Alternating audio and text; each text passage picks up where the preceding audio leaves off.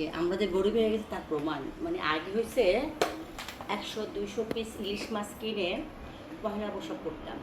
এটা হচ্ছে great update from my side.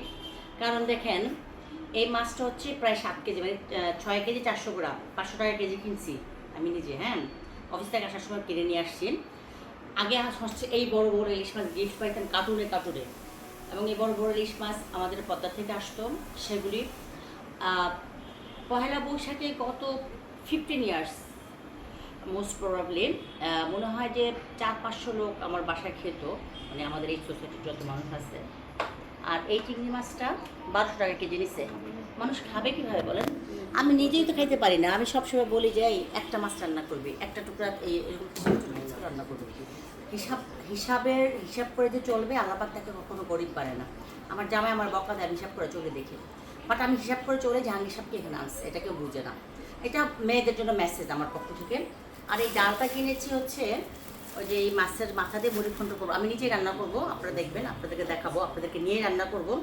But এটার আপডেটটা হচ্ছে 5-7-35, হ্যাঁ, 3,500 টাকা নিছে না, 3,500 টাকা নিল। হ্যাঁ হ্যাঁ, ওই তো 3,500, 2,700 টাকা নিছে। বাট আমি এখন একটা ইলিশ মাছ কিনতে গেলে আমার কাছ থেকে দেবে কত হিসাব আছে? কত জানি চাইলো আমার একটা ইলিশ মাছ? 3,000 টাকা কেজি। সো আমি 3,000 টাকা দিয়ে পুরো রুই মাছটাই নিয়ে আসলাম, কাতল মাছটাই নিয়ে আসলাম। সো আমি যখন ইলিশ মাছ কিনতে যাই, মানে কতটা গরিব হয়েছি যে আমি একটা ইলিশ মাছ কিনতে পারতেছি না। এটা হচ্ছে আমার মেসেজ। হ্যাঁ, আমাদের জীবনযাত্রা ডে বাই ডে আমরা কিন্তু পিছনে ফিরে যাচ্ছি। মানে আমি দেখি যে প্রতিদিন আমার 8-10 হাজার টাকা শুধু বাজারই লাগে। মানে আমার হেল্পিং হ্যান্ড আছে 3 জন, আমার আছে আরও, মানে আমার তো স্টাফ অনেক। এই সবাইকে খাওয়াই দিলে দেখি আমার অনেক খরচ। মানে ওই চিন্তা করলে মনে হয় যে আমি তো অচিরেই মনে হয় যে আমি শেষ হয়ে যাব। মানে খাওয়ারের সব এটা আমি জানি, বাট বাজারের মান এত দাম, 1200 টাকা কেজি চিন্তা করা যায়। ইংলিশ এই চিংড়ি মাছ, এতটুকু চিংড়ি মাছ 1 কেজি হয়ে যায়। এটা কম দামি মাছ। এটা আনছি হচ্ছে কি, আমার বাটা মাছ খেতে ভালো লাগে, আমি টমেটোতে জোর করে খাবো, টক দিয়ে জোর করে খাবো। বাট আমি এই আপডেটটা হচ্ছে আমি কতটাই হয়ে গেছি যে আমি ইলিশ মাছ কিনে সাহস পাইনি। অন্য মানুষ খাবে কীভাবে? আমার 15 তারিখ বিশাল ইভেন্ট, সেখানেও আমি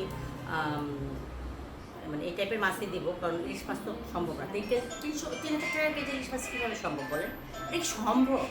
কখনই সম্ভব? আমার মোবাইলটা বন্ধ করো না, মা তুমি ভিডিও করার সময় তোমাদের ডিস্টার্বে আমি ভিডিও করতে পারি, টিপ মারো তাহলে বন্ধ হয়ে যাবে। তো প্রতিদিন এই আমার স্টাফের সাথে চেঁচামেচি করতে করতে